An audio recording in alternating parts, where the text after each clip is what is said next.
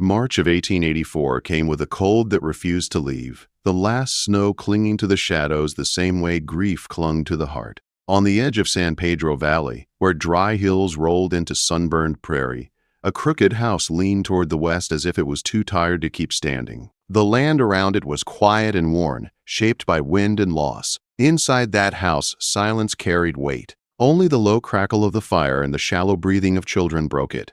Martha Langley stood at the stove, staring down into a pan of flour and water, as if it might tell her what to do next. Her shoulders curved inward. Her dress hung loose at the collar where it once fit better. The baby on her hip was hot with fever, his skin damp, his eyes unfocused.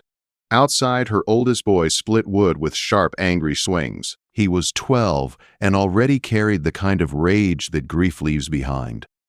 There were 7 mouths to feed and 1 fresh grave. Nathan Langley had been gone 8 weeks, buried under frozen ground that barely allowed her to dig.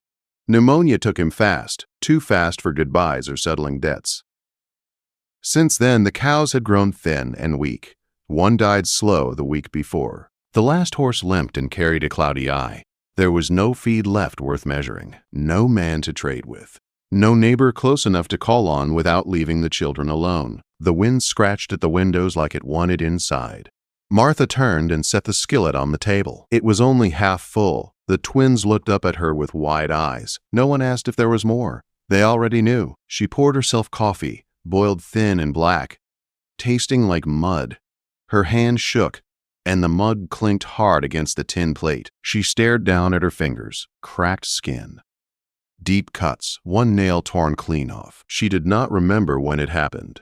The sound of the axe stopped. The door creaked open. Henry stepped inside, sweat on his brow, a split log in his arms. He set it down near the fire. "Cold is coming back," he said. She nodded. That was all they said anymore. Her knees buckled just slightly, not enough to fall. She caught herself on the table, knuckles white. She had not cried in weeks. Not when the baby almost died. Now, not when she realized no one was coming. Then the wind shifted. Hooves sounded in the distance. One rider. Martha stiffened. The children went still. No one came this far without reason. The last stranger had come with a deed claim. She reached behind the door and took down the shotgun. When she stepped onto the porch, her boots sank into half-frozen mud. The rider came slow and steady, pulling a small cart. He wore a dark coat and a low hat. Dust clung to his boots. He stopped and looked at her without flinching. "You are the Langley widow," he said. She did not lower the gun. "Who is asking?" He dismounted with care, like someone used to not startling animals or memories. "My name is Eli Boone. Your husband owed my brother 3 cows and a saddle. I came to settle it." Martha's chest tightened. "I have no cows worth trading and no saddle." His eyes moved past her into the house. He saw the children. His mouth pressed into a thin line. "I am not here to take anything." He reached into his coat slowly and pulled out a folded paper. He held it out to her. He wrote this. Said if he died before paying it off, I was to collect by working it off myself. The wind tugged at her hair as she read. His handwriting was rough and uneven. Her hands trembled. "I will take the bunkhouse," Eli said. "I will not be trouble. I fix fence. Dig wells, tend stock. Feed me when there is extra, or do not. I have done worse." The silence stretched between them. Then the baby coughed inside the house. Martha did not answer.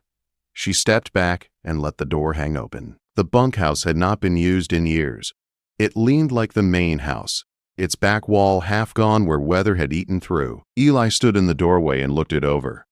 Then he rolled up his sleeves and went to work without a word. By nightfall, the roof was patched with old tin. Broken furniture was stacked neatly outside. The dirt floor was swept clean enough to remember what it once was. Martha watched from the window. She said nothing. Even when he passed the house after dark, boots muddy, face worn, he did not ask for supper. He nodded once and bedded down in straw near the door. That night, the baby's cough worsened.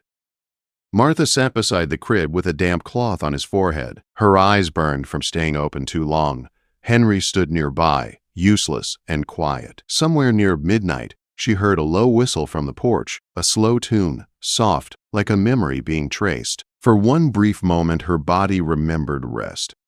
Morning came gray and cold. Eli was already repairing the corral, replacing rotten boards with mesquite from the back lot. He worked without speaking. The children watched him like he might vanish. The youngest girls whispered behind the porch post. Thomas offered him a nail. Eli took it with a nod. That afternoon, Martha went to check the limping calf. Eli was already there, wrapping its hoof with cloth and tar. She stood with her arms crossed, watching the hills.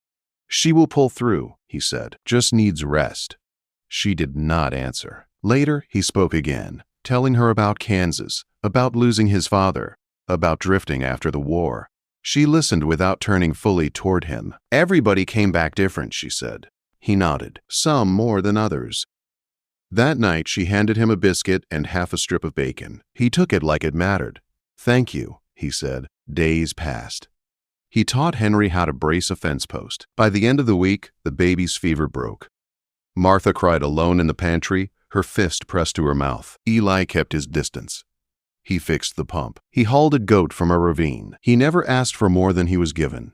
And slowly the silence between them began to soften. April came softer than Martha expected. The wind no longer cut like a blade, and the mornings carried a hint of warmth that felt almost kind. Grass began to push through the edges of the creek bed, thin and stubborn, the same way she had learned to be. Work grew heavier, but it settled into a rhythm that made the days feel less sharp. Eli fixed the pump beside the barn, taking it apart piece by piece until water flowed clean again.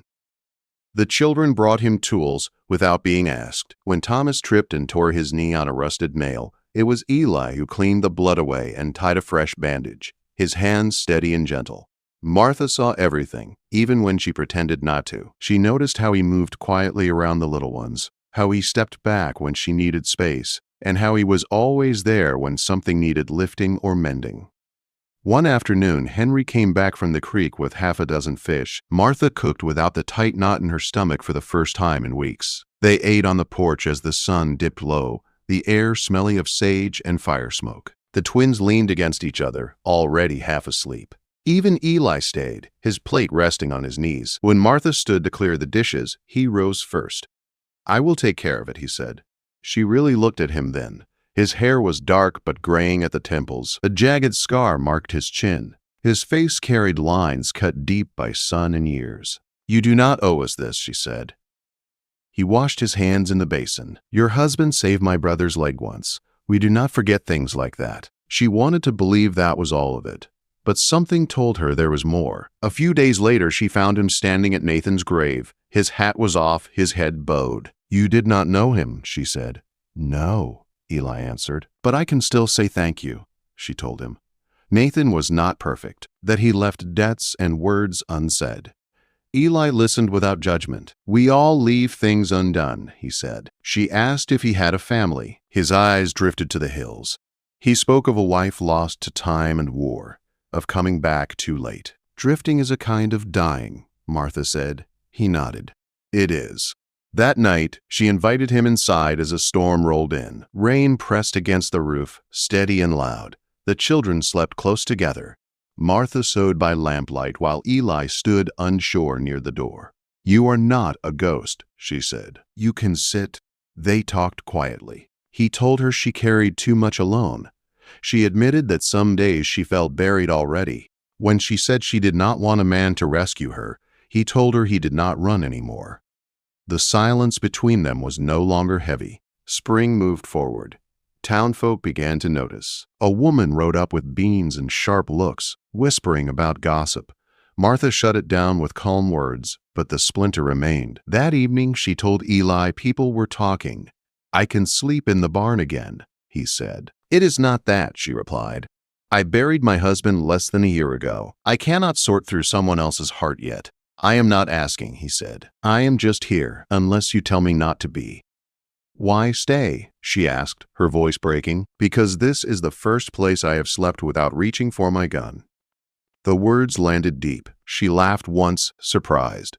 They stood apart, not touching, but closer than before. The trouble came with the heat. Late June pressed down hard, the air thick and restless. A rider arrived with a letter for Eli. He read it once and folded it away. Martha saw the shadow settle in his face. That night, she found him near the pasture edge. "You leaving?" she asked. "My brother's boy is sick," he said. "He might not make it." "You should go," she told him. "I am afraid if I leave, I will not come back." "Is someone asking you not to?" she asked. "No, I have just never had something worth staying for." Her chest tightened. "There might be space for you here," she said, "but you will regret it if you do not go." Before dawn, he rode out, leaving behind small signs of himself: a sharpened hatchet, a carved spoon, a note under her coffee pot. "I meant it." July dragged on hot and cruel. Eli's absence hollowed the days, but Martha did not stop. She could not. The children grew quieter. Henry grew taller. The note stayed folded in her apron, red until the creases softened. A letter came saying Eli had been delayed. No promise of return. Hope thinned, but work went on. Then one morning, dust rose on the ridge. A rider came into view. The children ran first. Eli dismounted, worn and sunburned, but his eyes were the same. "I am late," he said. "But I kept the promise." He spoke of loss and of choosing to come back. He showed her 2 plain rings. She closed the box gently. "I am not ready," she said. "That is enough," he replied. She told him to come inside. The years that followed did not turn gentle just because Eli stayed. The land remained hard and the seasons still tested them, but the house no longer felt like it was waiting to fall. It stood because the people inside it did. Eli did not leave again. Not when winter bit deep or when money ran thin. He stopped sleeping in the barn and moved inside slowly, carefully, as if afraid to take up too much space. Martha made room the same way, one drawer at a time, one blanket folded at the foot of the bed. How far does it come? One chair at the table that no longer felt borrowed. The children changed first. Henry's shoulders broadened. Thomas learned to set his jaw and finish what he started. The twins laughed louder.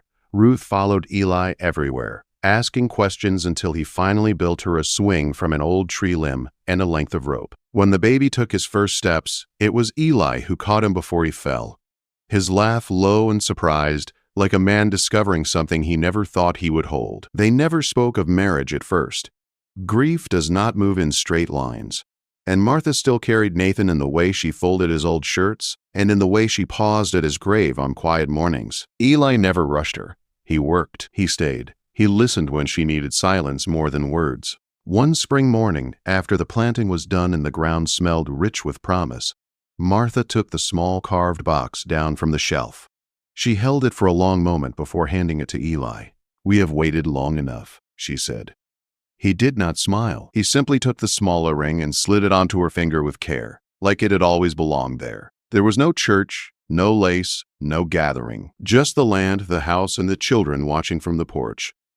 That was enough. Life settled into something steadier after that.